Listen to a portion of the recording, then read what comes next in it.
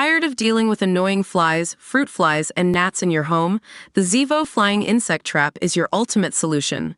Don't wait. Check out the link in the video description now to get your Zevo Flying Insect Trap on Amazon and enjoy a bug-free home today.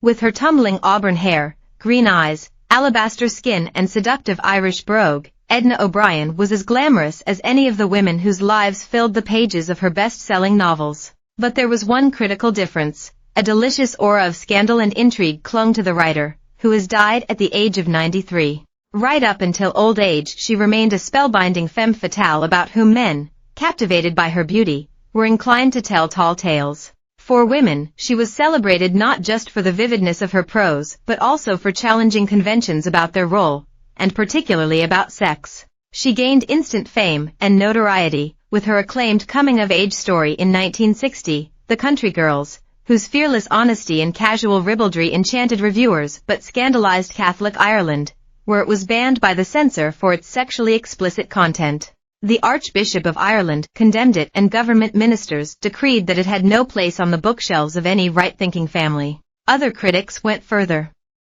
In her hometown, the local postmistress thundered that the author of such filth should be kicked naked through the streets, and bootleg copies were ceremonially burned.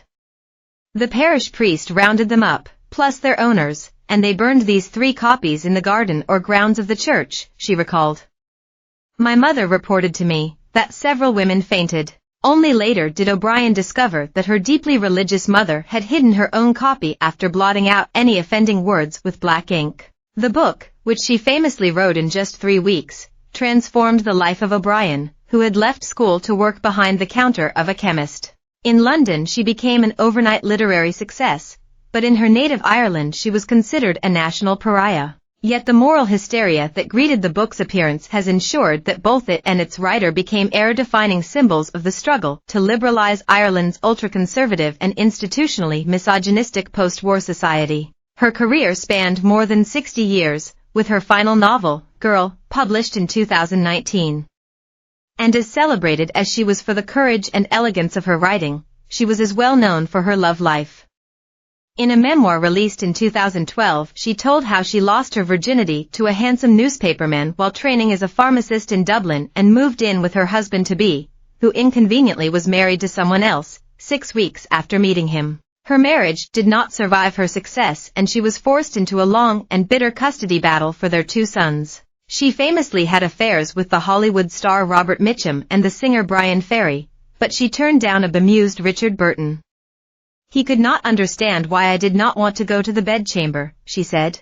She had no such qualms about tough guy actor Mitchum, whose chat-up line to the luminously attractive O'Brien was, I bet you wish I was Robert Taylor and I bet you have never tasted white peaches. As the then 81-year-old Edna wrote of their first meeting, it was clear he was going to take me home, regardless of my situation. Sure enough, he nodded across the room to her and said let's go baby, and they went home to O'Brien's small house in Putney.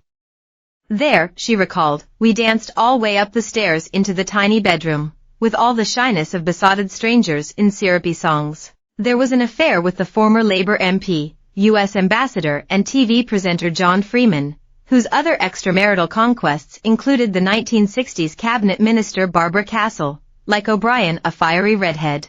Stung by the ending of their relationship, she got her own back with her 1968 short story The Love Object. The object in question was a very thinly disguised Freeman, who conducted the BBC's face-to-face interviews. In it, she wrote how he announced jocularly that their affair should end while they were making love. She also cuttingly observed that the Freeman character always folded his trousers with geometric precision before jumping into bed. He was not the only prominent political grandee with whom O'Brien was linked, and although she never revealed his name, he was also married. She did once come close. Relating how she had been at a cocktail party at the American ambassador's residence in Regent's Park, she recalled how she had been missed.